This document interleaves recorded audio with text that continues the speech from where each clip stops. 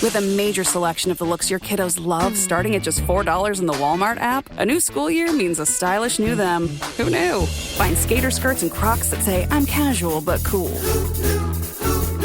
Sparkly sneakers that say, it's my classroom, you're just learning in it. And preppy polos that say, I'm the teacher's pet, even if they're mommy's menace at home.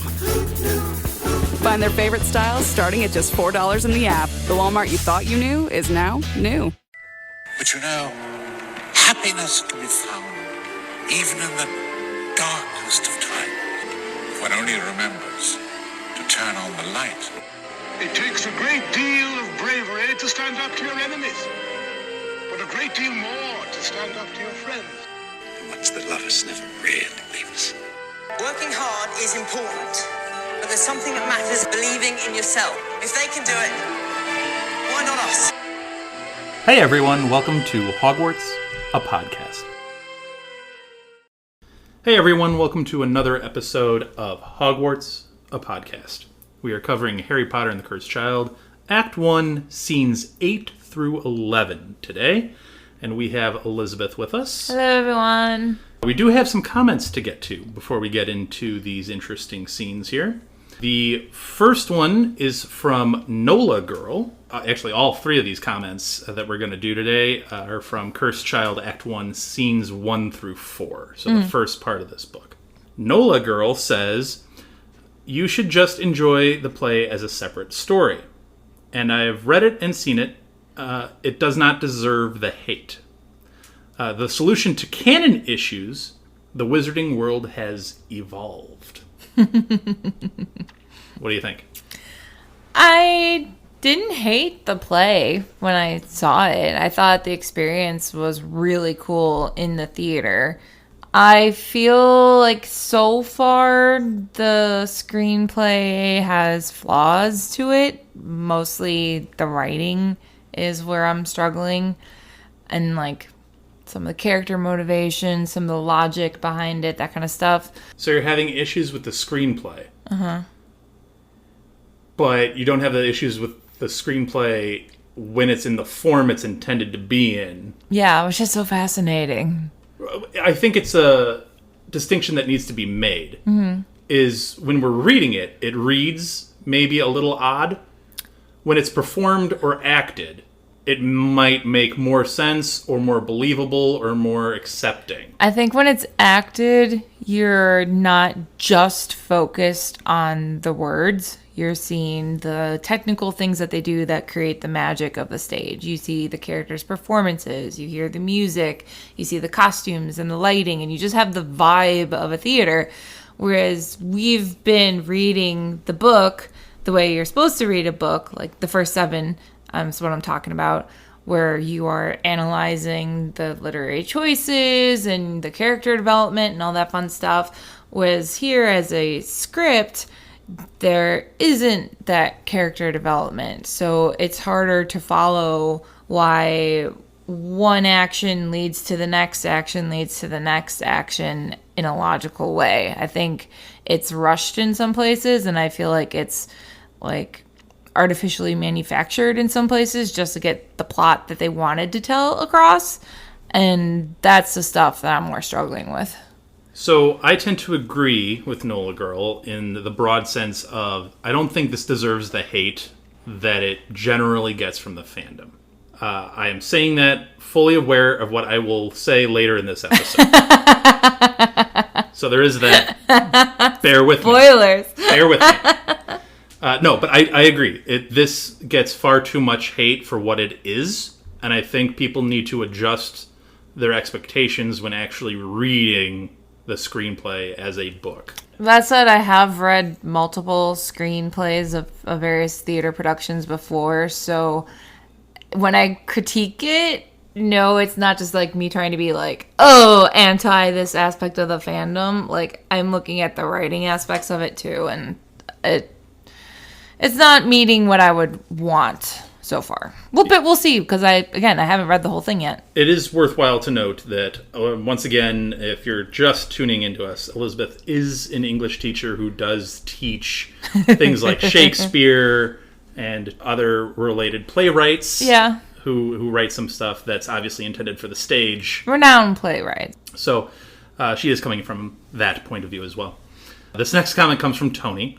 Tony disagrees with Elizabeth on some of her early opinions. That's okay. Tony says, I agree with Dan that Elizabeth is being way too hard on the kids and not getting what's normal for kids at this age.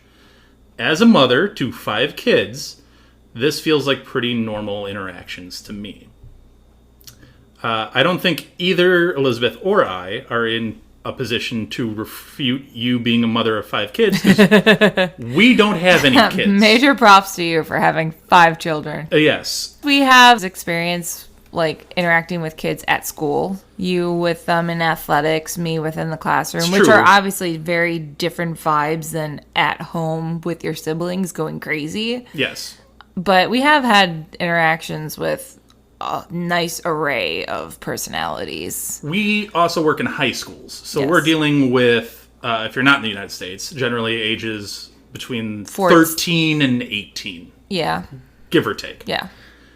So there is that. Obviously, Albus starts us off in the preteen stage where we don't have as Those much junior experience. high teachers out there, major props to you. I could not do it. Yeah, but obviously Elizabeth and I have been on the opposite ends of the Albus debate so far, and I think, again, spoiling for later in the episode, we're going to dip back into some Albus stuff.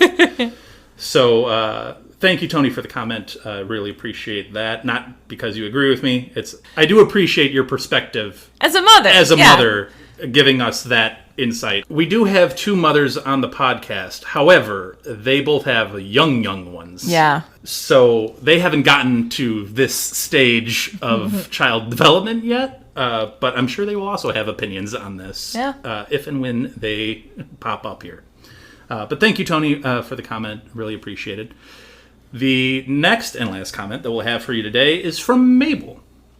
Mabel says, still listening like 2 years later, considering I'm about to finish sonography school. And it's safe to say Riz coming from Dan once again was funny, but also still very cringe. She continues, still my favorite podcast to listen to, and very happy to see the podcast will keep going. Also, I believe Rose is in the train scene, was a true mix of Ron and Hermione, strong values like Hermione, but still listens like Ron, and gives a chance. Aww. A lot in that That's a comment. great comment. Thank you so much. And congratulations on getting to the end of sonography school. Big congratulations on wrapping up sonography school, Mabel. Big accomplishment. And thank you for sticking with us for these 2 couple of years. dang. Yeah. Hey, look, I'm around teenage talk all the time. I recently called out someone for clearly being younger than I when they use the word bussin' in a sentence correctly. I think my students would say that you are mining for aura or something like that. Okay. All Yeah, right. yeah. As for your actual comment, Mabel, yeah, I definitely agree that Rose is a mix of Ron and Hermione. I think in that particular scene, I think more of Hermione comes out, but I would definitely agree she's a firm mix of both. Agreed. So thank you, Mabel. Thank you, Tony. Thank you, Enola Girl, for the comments. We really appreciate them.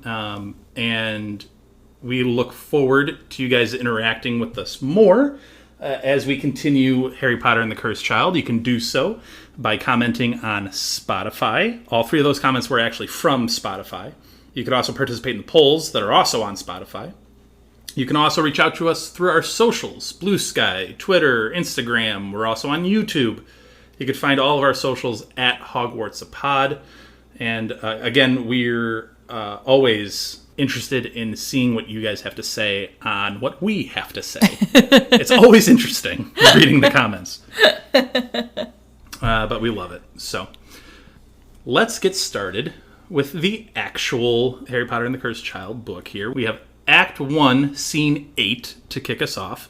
It is a dream sequence that takes place in the hut on the rock, which, if you may remember, all the way back from Harry Potter and the Sorcerer's Stone, that's where Vernon takes the family to escape all of the incessant owls and letters being delivered. Mail is scary. So, this dream sequence starts with the Dursleys cowering behind a bed as Petunia kind of berates Vernon for even coming here in the first place, and then turns to Harry and refers to him as a curse placed upon them. Hagrid ends up busting through the door. Vernon shields his family, and then ends up pointing a gun at Hagrid, which Hagrid then ties in a knot.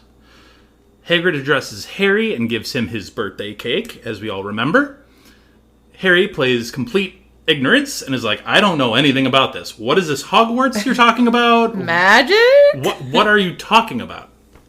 Hagrid says the famous line that you're a wizard, Harry.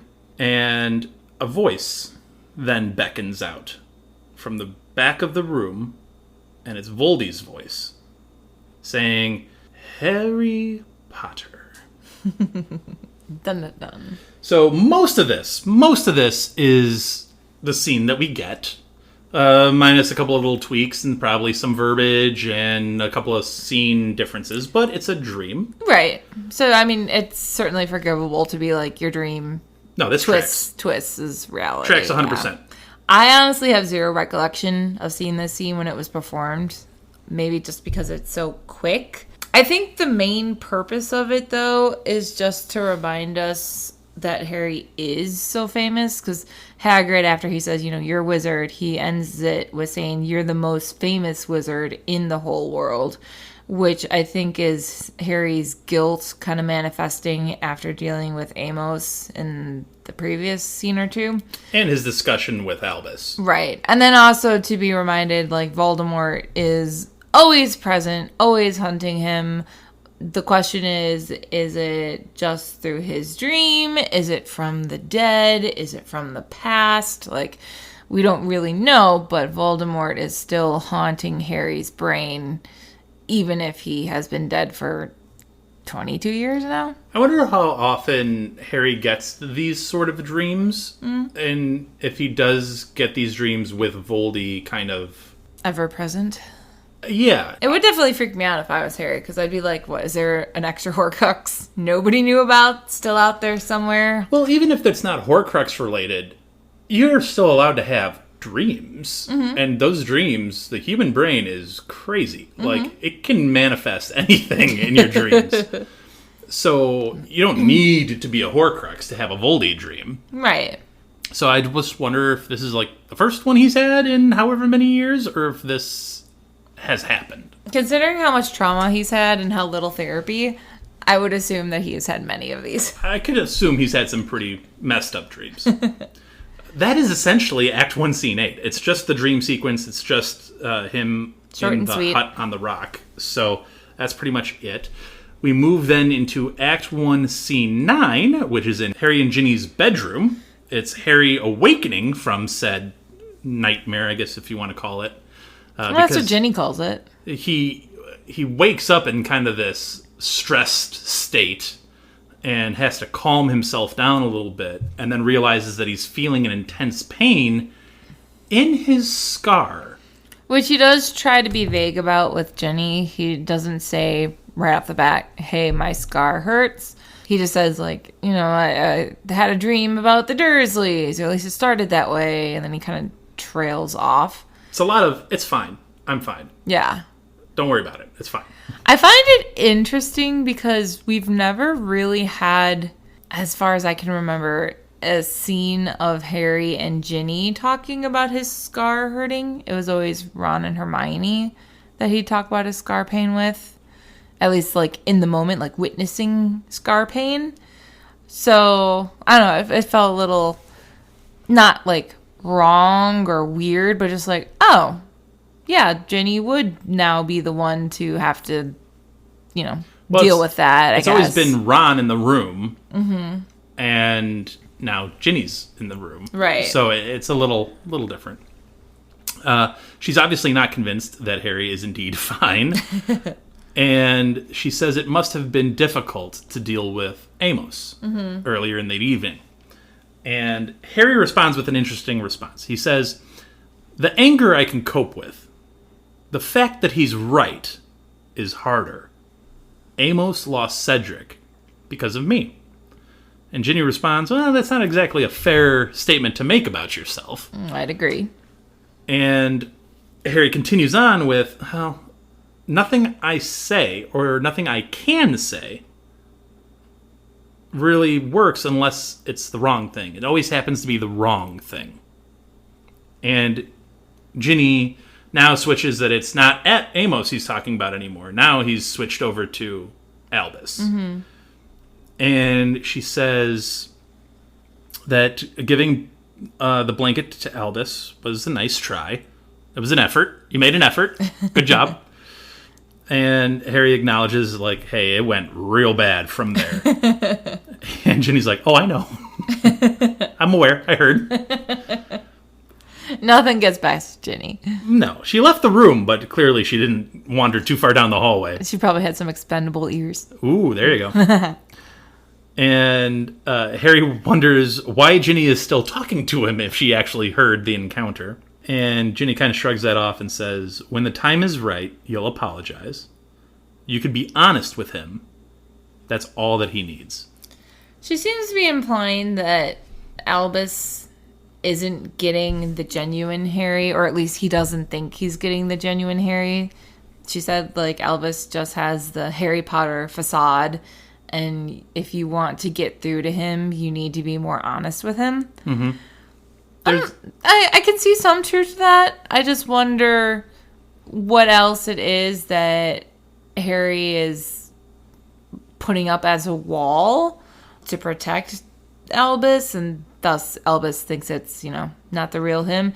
Because, Harry said, I want to protect him, but I'm not really sure what aspect he isn't aware of that he needs protection from.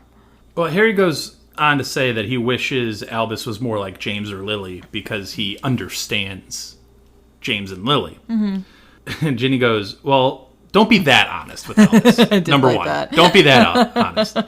Hold that one back. And that's when Harry says, look, I wouldn't change a thing about Albus. It's just, it's hard. Yeah. And that's when Ginny mentions you're putting up the Harry Potter front, which I think is just Harry trying to be perfect, and he's trying to say the right thing, and he's trying to be who Harry Potter is now. I think Harry Potter, after a certain point in book 5, becomes a leader, and now he has to just put on this, I'm the hero. maybe not the hero, but I'm the leader. I'm the guy everybody's looking to solve whatever problem. So I'm going to put on my leader hat, and I'm going to be like, hey, I'm going to try to say the right thing all the time and be perfect. Mm. And what Ginny, I think, is saying is, he doesn't want perfect. He wants you. He wants just you. And that's hard, because I think Harry's it's easier with James or Lily. For whatever reason, I just can't seem to find the zone here. I think Harry is assuming he wants a solution, where I think maybe Albus just wants, someone to talk to. Just throwing this out there. Mm.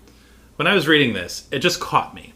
Mm. Because he literally says, I wish he was more like James or Lily. And I'm like, my first gut reaction, because they all have the names of famous people in this series, is oh, you wish him to be more like your father or your mother. It's interesting that Lily and James, named after his parents, totally fine. Mm-hmm. Totally cool with that. The one who's named after an individual who he had kind of an iffy relationship with. 2 individuals, both Albus and Severus. You're right. Both mysterious figures who were hiding their true intentions the entire time. Yeah, the one kid named after those 2 individuals that he's had some issues with. Should have named him Hagrid. Did he have a problem with Seamus? Maybe he should have named him Seamus. I don't know. But seriously, though, it does kind of No, I think you're right. It's kind of click. Hey, wait a second. Yeah. He quoted Dumbledore, that whole quote about saying, the truth. Yes, I could give Albus the truth, but it's both a beautiful thing and a terrible thing, and you should treat it with great caution. Just completely Ginny's knocks like, Ginny for a loop. why would you say that to a child? When we heard Dumbledore in the series, we always saw it from the kids' perspectives, and they were like, wow, he's this very impressive wizard, and what mystical wisdom he provides. And I think Ginny is seeing it from an adult perspective. It's like, wait, that's the advice that Dumbledore gave to you?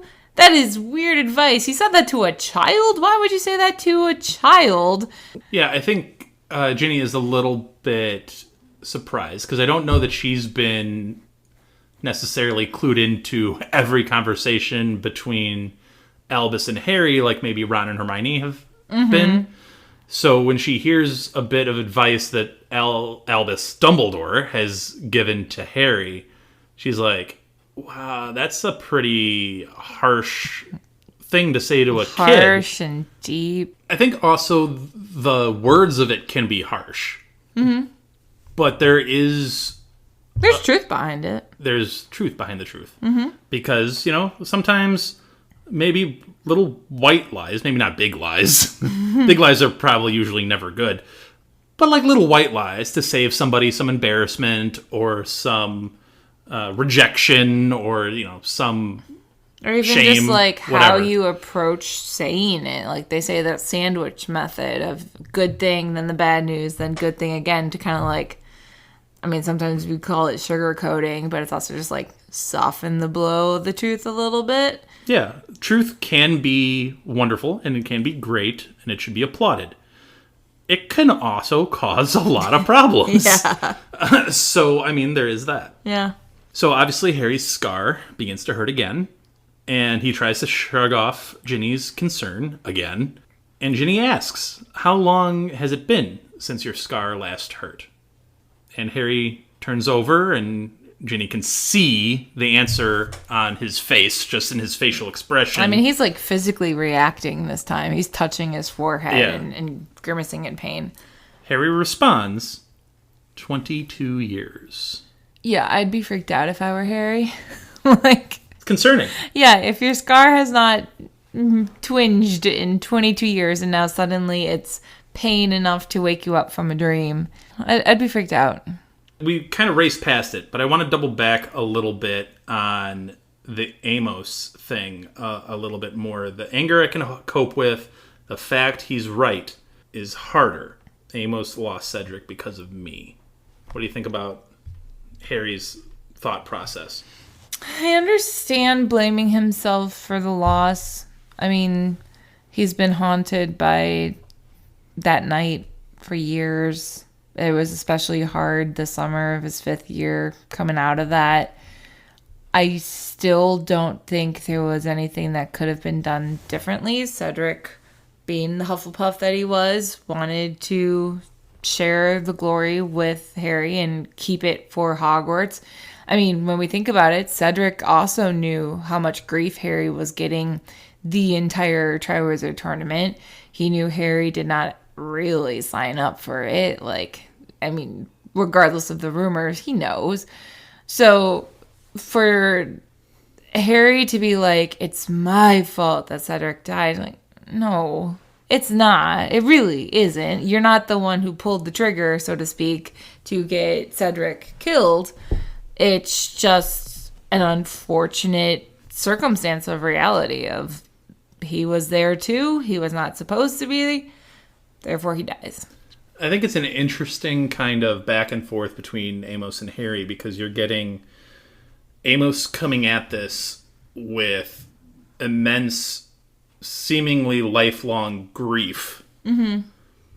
And Harry's coming at it from more of a post-traumatic stress point of view. Like, I don't think he ever cared deeply for Cedric. He respected Cedric. They were friendly towards each other. But obviously there's two different connections there. He watched someone who shouldn't have died die right in front of him. Right. Versus Amos, who lost a son. So Harry's going through a lot after coming out of this dream and then struggling with the idea that, why is my scar hurting? This is kind of freaking me out. Oh, by the way, I have family issues. Oh, by the way, I have work issues. I have a lot stressing me out right now. And now we also have the voice of Voldemort haunting him in his dreams. Yeah, it's a lot. So Harry not having a good night. We are going to pause and take a little break, and then we will be back with scenes 10 and 11 of Act 1. So sit tight, listen to the break sound. We'll be right back. Before we get to our break sound, I'd like to acknowledge our friend Andy, who helps us produce our intros and our break sounds. If you want to hear more of Andy's work and like Formula One racing, check out the Outlap F1 podcast. It's your one-stop shop for Formula One news, insights, race previews, and reviews. You can find them wherever you listen to podcasts, and they even have a YouTube page. So check out Andy, Cody, John, James, and Deanna, and join them on the Outlap. Empower. Jen has ordered a decadent seafood tower, king crab legs, lobster tails, and a waterfall of caviar. Pricey? You bet. But Jen worked with Empower on her savings and investment strategy and planned for splurges like these. She got good at money, so she can be a little bad. Ooh, champagne. Empower. Invest well, live a little. Start today at empower.com. Past performance is not indicative of future returns. Investing involves risk. You may lose money. Advisory services are provided for a fee by Empower Advisory Group, LLC, EAG, a registered investment advisor with the Securities and Exchange Commission. OMG, those shrimps are really jumbo. I love magic. All right, so we are back for Act 1, Scene 10. We are now on the Hogwarts Express, and we are following Albus and Rose as they meet on the train. It's their 4th year at Hogwarts. Yes, Rose says that it's the start of the 4th year and the start of a new year for them. Let's try to be friends again. Which Albus says they were never friends to begin with. And Rose, offended, says they were besties at like 6 years old. He's like, that was a long time ago. Which, objectively, it is a long time ago. Yeah. Rose ends up pulling him into a compartment as they need a more private location for a conversation. And Rose tells him that there was a big ministry raid a few days ago, and his father, Harry, was very brave. Albus responds with confusion about how she knows such things and he is unaware. But apparently not had many illegal things, one of which happened to be a superior version of a time turner. Now, she has said throughout that this is all like rumored to be true, but she thinks it's like, yeah, it's for sure. Like, this definitely happened. Yeah. Albus immediately hears this. Wait, I'm sorry, a time turner? A time turner. You're sure that there's a time turner involved? Cool. I need to find Scorpius. Yep. And then Rose follows, but Albus questions whom even made her have this discussion with him. Who made you talk to me? Right. And she does give up that Ginny apparently owled Ron, because apparently Ginny has been concerned about Albus. I liked that we have now a whole new verb, and it's owled. Not texted, not called. Owled. She owled him, which is fantastic. Albus is confused on why Rose is getting this and not him. Mm-hmm. And I wonder if it's because Albus at home doesn't want to really hear any part of Harry being, for lack of a better term, heroic in any way. He doesn't need that because, however, as twisted as it may seem, the more heroic Harry ends up being, the worse it is for him at school, because he's like, why aren't you that? Be that. I took it in a different way. I was thinking more that Harry keeps his work confidential. So when he's at home, he doesn't really talk about it at the dinner table as much. Whereas I think Hermione would go home and talk to Ron because he was part of the Golden Trio and would have insight. I don't think Harry has any issues talking about work. Well, I don't think he'd do it like at the dinner table though. I think he'd be like behind closed doors with Ginny, and that would be why Albus isn't overhearing anything. I think Albus might tune it out. I also wonder if Hermione and Ron, especially Ron being in the wizard shop, the joke shop, if there's a nice supply of expendable ears at home that the kids have and they overhear conversations that they shouldn't. Maybe. it's interesting, but to have Rose be so clued in and Albus not be, I just wonder if it's an Albus trying to tune stuff out at home about it. Or Hermione coming across through her of like, she's got all the details. She knows all the information. I'm not sure that Hermione would debrief her 14-year-old. No, but I think like, Rose would be smart enough to put 2 and 2 together and be like, okay, I overheard this and I overheard this. This is what that clearly means. A very Hermione-esque way of approaching situations. Maybe. So they end up finding Scorpius's compartment. And Scorpius greets Rose about as awkwardly as one can possibly greet someone. I disagree. Saying that she smells of a combination of fresh flowers and fresh bread. Nice bread? Good bread. Wait, what's wrong with bread? I think it's cute. I would be complimented if someone told me I smelled like flowers and bread. I think that's a good smell. Rose doesn't seem to think so. Rose is like, bread? Okay. But I think it's cute. Rose shakes her head and leaves, but she says to Albus, if you need me, I'm here. Mm-hmm. Which I think is an important thing to say. I'm okay with Albus questioning, like, hey, wait a second, who put you up to this? I find it sad. Yeah, it could be. I find it sad to just be like, someone's talking to me, especially Rose, my cousin.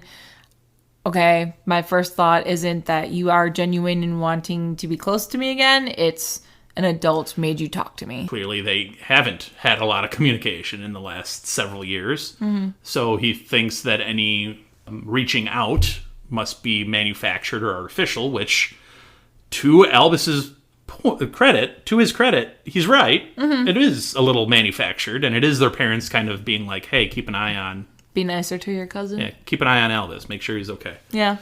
So there's some concern there amongst the adults, but we get Albus and Scorpius alone speaking to each other, and Scorpius says he likes to board the Hogwarts Express early to specifically avoid staring, shouting, and vandalism of his trunk in the form of people writing "Son of Voldemort" on it. So with that, you do get a little insight as to what their life at Hogwarts is, and it's not great. Right. It surprises me a little bit that people would be bold enough to write that on his stuff. I would think it'd almost be like, okay, any mention of Voldemort, you get in like a big fine. Or if you drew the dark mark anywhere, you're going to get in trouble for it. Get in big trouble for that. So I would think that like this kind of cheeky vandalism is like, it's actually not that innocent. It's actually like you could get in major trouble for doing that. So it makes sense that he would immediately get on the train. Well, and that's why both of them kind of fell into this friendship, is because they both feel like literally, their friendship starts because they both feel like they're ostracized, and it's because of their fathers. Right.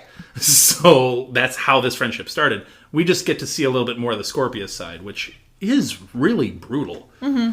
He's kind of honestly like Harry, with Harry being teased and bullied and ostracized. He kind of seems to take it with the vibe of like, well, there's not much I can do with it, so I'll just joke around with my friend, because he jokes about like, oh, Rose must really not like me, does she? And Albus is just like, completely ignores it and hugs him.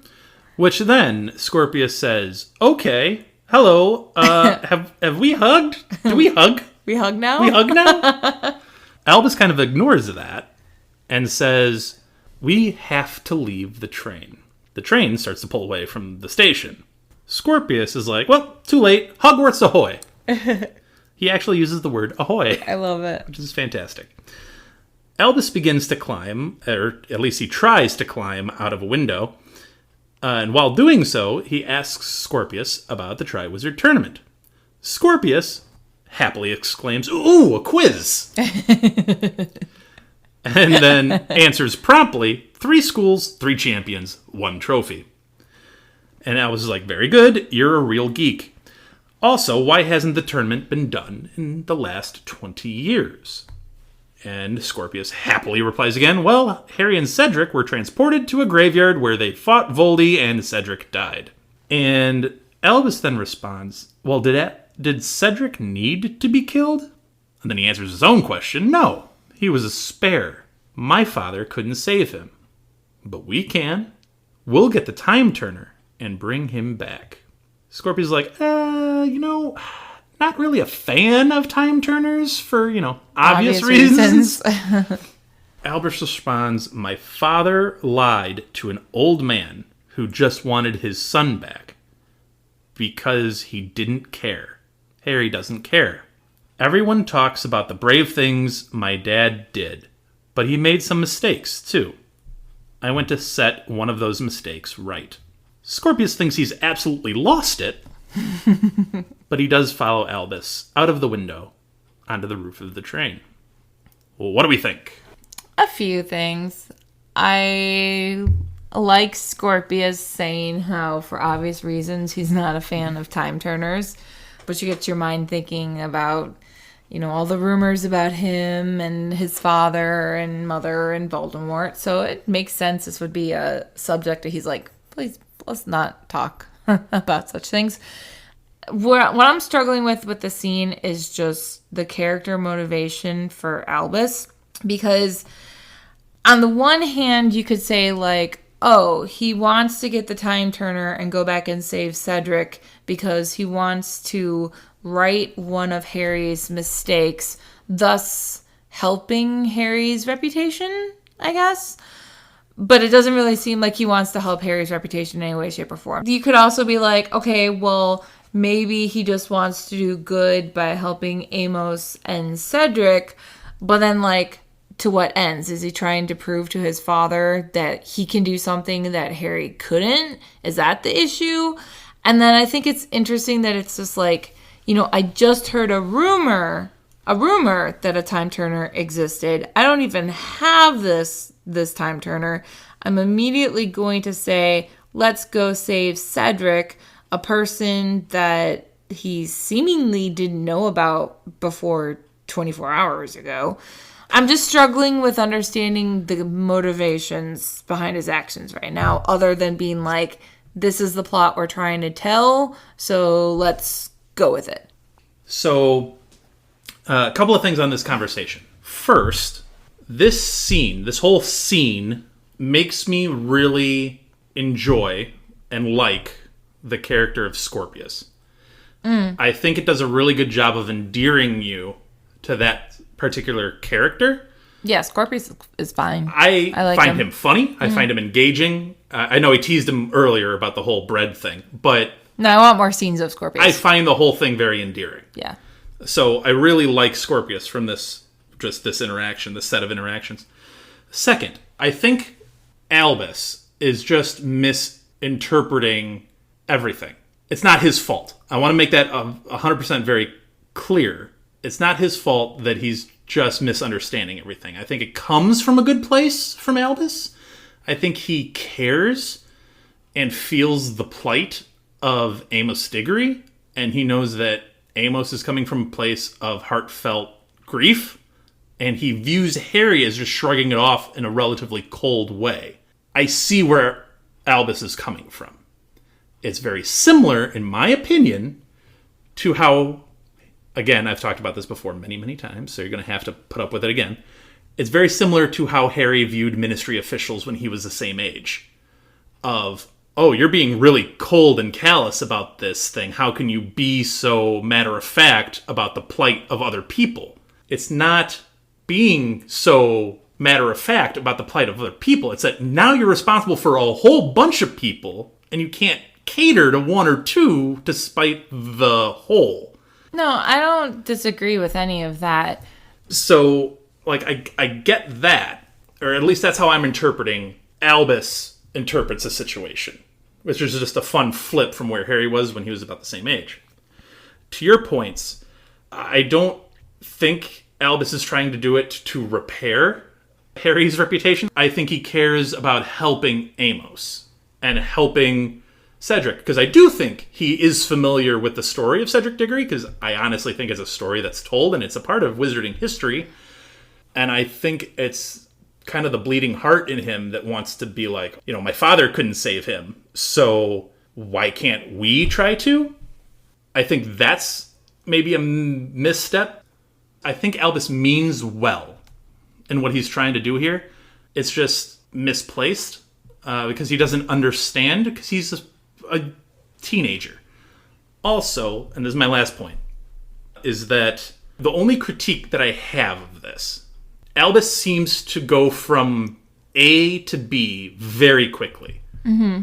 Like, he goes from not even knowing any of this has happened to, I'm going to jump out this window of this Hogwarts Express, and we are going to jump back 20-ish years after we somehow get a hold of a time turner that's not even in our possession yet. Like, he makes a real big leap.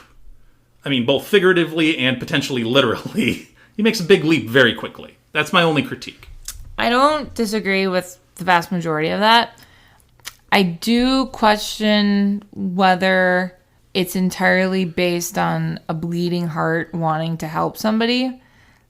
I wonder, and maybe more cynically than you, if him wanting to help Amos is because he sees Amos as being a loving father, one who's desperate for that relationship with his son again. That could be part of it. I wonder if he looks at him and then sees Harry's response, misinterprets Harry's response, and is like, well, Harry doesn't care because Harry as a father doesn't care about his sons, but Amos cares about his sons, so I'm going to go help him out, and that will be at the expense of what my dad wants. So in a way, there's like a tinge of rebellion, which is a teenage thing, more so than the bleeding heart of I want to help people. It's I want to get back at dad and prove that, like, I can do what he couldn't. I was with you until the get back at dad bit at the very end. I think the idea of, Amos is a loving father and my dad's coming off really cold because he's really cold towards me is what Albus is interpreting as. I could see that certainly playing a role. I think that is absolutely possible that that's part of Albus's thinking here. I don't know that he's specifically being like, I'm going to get one over on Dad and prove him to be not as great of a wizard as everybody thinks he is. I think I go with that only because the past few scenes have been, like, re-emphasizing to the audience, like, Harry is a wizard. Harry is a special wizard. Harry is the most special wizard. So now when we see that Harry as the special wizard made mistakes that led to deaths and he seemed callous about it to, Cedric's father, then Albus misinterpreting everything that he witnessed would be like, I gotta be better than my father. I gotta help out this guy. Let's be clear. I think we've acknowledged many of the mistakes throughout the books that Harry has made. Some have worked out for him, but generally mistakes that he's made. And I think Harry, in world, would openly acknowledge, like, yeah, I've messed up. Oh, yeah. I've done some things poorly. Yeah. And I think maybe Albus has heard those stories or has just plainly looked at Harry's history, which I'm sure, once again, is written out for the world to see. Or Harry has said something and Albus, being a teenager, has heard a ton version of what Dad says. So I'm sure Albus has looked at some errors Harry has made and was like, I wish we had a redo on that. This is a pretty extreme take, but I think it's built upon a lot of misunderstandings. Again, I don't wholly blame Albus for. I just don't think he's capable at this point in his life to grasp the bigger picture. Yeah, I don't blame the misunderstandings. Like, that to me makes total sense, and I actually like it as a plot device. Like you said, it just feels like he jumps from one thing to the next thing to the next thing very quickly, to the point where even Scorpius is like, wait, what are we doing now? Or we're going out the window? Yeah. Okay. I think that's my biggest critique of it, is like, wow, you go from not even knowing any of this exists to, wow, now we're going on this huge everything of it's a heist mission based off of a rumor of something that you don't have. And I do think Scorpius is a little bit like the audience, just being like, dude, have you lost your mind? What are we doing? What are you suggesting we're doing? Also, I know we're magical, but going up onto a moving train, still dangerous, even if you're a wizard. Yeah, who is he, Tom Cruise? You're crawling out of the window of this train. Do you know that there's something to hold on to? You've given to yourself and you choose to accept. Yeah, that's risky. All right. Since Albus and Scorpius have now left the window and have climbed on top of the train, we will move to Act 1, Scene 11, where we are on the roof of the Hogwarts Express. And Scorpius immediately is like, okay, we're on the roof. This is fast. It's scary. This has been great. I've learned a lot about me. I've learned something about you, but, like, can we now get back? Again, I'm enjoying Scorpius a lot. It's great. He's got that, like, teenage humor that I love so much. And both, I'm not going to, like, push you off the edge here because we're literally on the edge of a moving train, but, like, you realize this is crazy, right? I really have come to quite enjoy Scorpius through these two scenes. But anyway, Albus begins thinking about jumping off of the train as they reach a viaduct over some water and hiking to St. Oswald's home for old witches and wizards, where obviously Amos is staying. I like him saying how, yeah, if our cushioning charm doesn't work, well, at least the water will help us out here. Sure. Like, oh, okay. That's the plan. Cool. Yeah. Yeah, it's a plan. It is a plan. Scorpius says, hey, look, I'm really excited to be a rebel for like the first time ever, and yay, train roof. But still, this is kind of crazy. And then Elizabeth, the Trolley Witch enters. I love the fact that she has her trolley with her on the roof of a moving train. Yep, she's pushing her trolley of treats on the roof of this train. And she comes up to them, and she laments that students don't really notice her all that much, and no one really ever asks her name. Albus then promptly, well, what is your name? And this Trolley Witch responds, I've forgotten. When the Hogwarts Express first began, Adeline Gamble offered me the job. Scorpius does some quick head math and comes out with, that's like 190 years. You've been on this train for 190 years? And then the Trolley Witch goes, yeah, these hands have made over 6 million pumpkin pasties. What people haven't noticed about them, though, is how easily they transform into grenades. What, Elizabeth? Grenades! She then throws one, and it explodes. I mean, I don't hate exploding desserts. I think that's kind of a fun vibe. But the rest of this I'm so confused about. Oh, yeah, I'm not done. She goes on to say that she has never let anyone off this train before. Some have tried.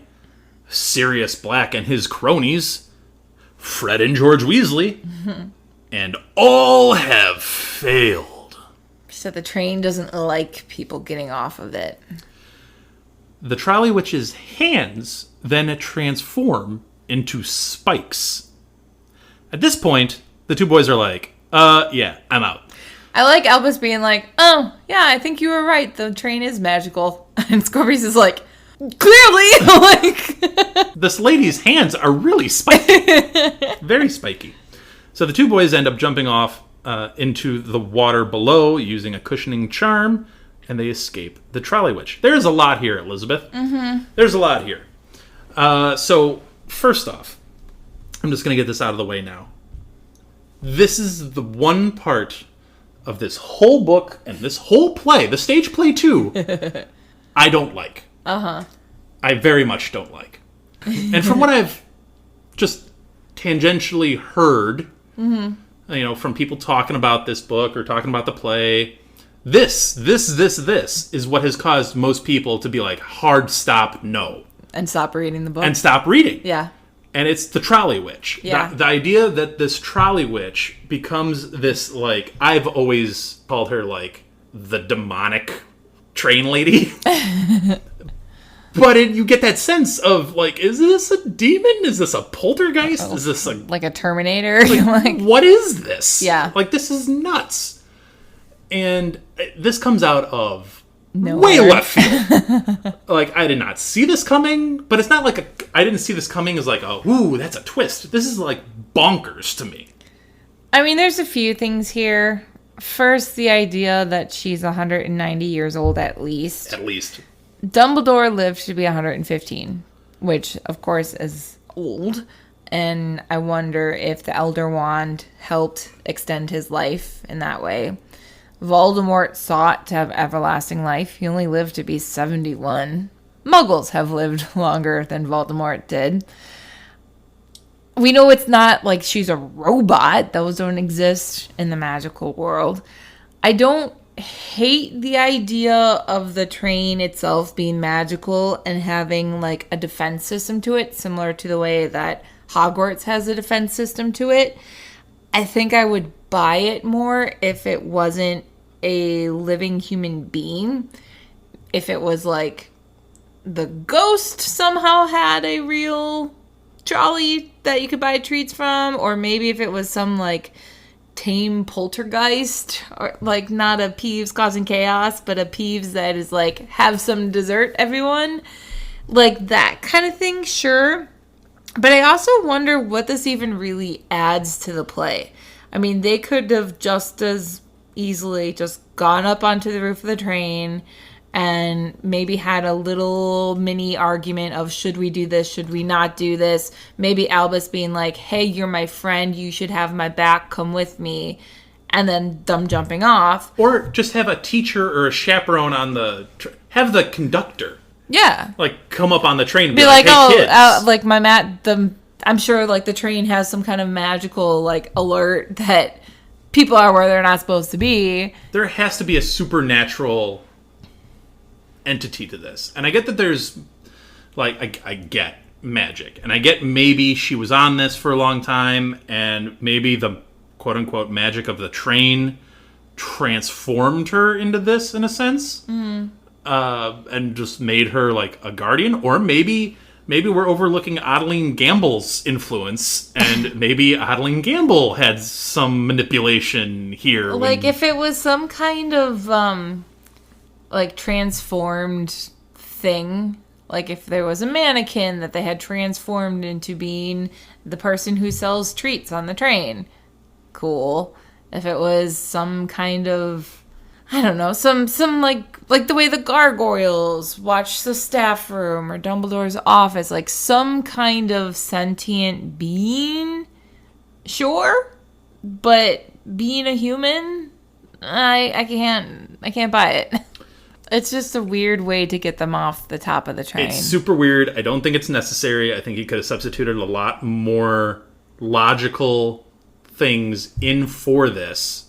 Like I said, I know a lot of people personally that have gotten to this spot and went full hard stop and was like, I can't get over this. This is an abomination. So they've stopped. So at this point, I would turn it to all of you, our listeners. This is going to be the poll. This will absolutely be the poll of what do you think of this? What do you think of the Trolley Witch, the kind old lady that was giving Harry some treats back in the day, becoming this transfigured, maybe, or however you want to define it. Like an attack system on children? Yeah, like how do you feel about the Trolley Witch becoming this demonic figure that hunts down children to try to leave? Yeah. We want to hear this from you. Yeah. Like, is this a deal breaker in the book or in the play? Is it too much of a leap? Is it too much of a stretch? Let us know. Let us know what your thoughts are, because it's really interesting. We do have some other things to discuss. Let's get into some interesting little details that the Trolley Witch drops on us. Okay. That I find intriguing. One, speaking of her being like some manifestation of the train, maybe, or of Adeline Gamble, it's interesting that she chooses now to assert herself and stop Albus, Severus, and Scorpius from leaving the train. What about when there were Dementors on the train, did she try to stop those from harming students? Well, I guess the Dementors technically were on Hogwarts grounds with permission. Not on the train. They came on the train. But you could argue that the Hogwarts train is part of Hogwarts, I suppose. They were harming children. Yeah, but they were on the train. I'm wondering if it's more her trying to be like, my job is to get you to Hogwarts and back. We learned that Luna got picked off of the Hogwarts Express. That's also true. So, I'm sorry, is she gonna let Death Eaters come and kidnap a child? There were Death Eaters teaching at Hogwarts. Like, I understand that Death Eaters might be not opposed to magically taking care of this trolley lady if they should need to, but I wonder if you even could. Why are we getting this now? Yeah. Also, we do get examples of Fred and George Weasley apparently trying to leave the train at some point. I would love that backstory. Can we drop some knowledge on that? She also drops the knowledge that Sirius Black and his cronies also tried to leave the train. And the most interesting thing there is, obviously, she's listing out students that have a more mischievous background. And that we would actually know. That we know have pushed the boundaries of rules, let's say. But the interesting thing about Sirius Black and his cronies is that it's Sirius Black and his cronies, implying that it's Sirius Black's friend group, and it's him leading the group, and it's him leading the charge. Not him and James. Not Remus. Remus, nope, one of the cronies. Peter Pettigrew, I guess you could say, is a crony. But, okay, it's Sirius Black's crew now? That's just an interesting detail. I'm going to answer my own question. I think it's Sirius Black is listed as the head of this group because he might have formulated that specific plan. Maybe. To get off the train. That's when she's targeted him as, like, you. To be fair, also, if she said James Potter, we'd be like, which one? Also possible. I mean, you could do Sirius Black and James Potter, and you'd know. Yeah. But I'm just wondering if she's targeting Sirius as the leader because he might have been the one to formulate that plan. But anyway. In general, I think that's weird. But I also think the plan is weird. I think it's a little foolish. I get he's 14. I get he's not really thinking everything through.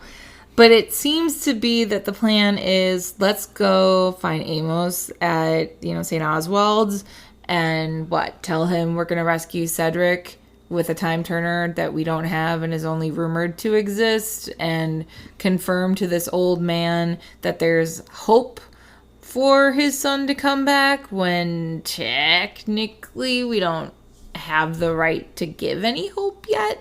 It's flawed. It's a stretch. And I get because he's 14, but it just seems like, wow, you're willing to risk your life and your friend's life by jumping off this train to go do this.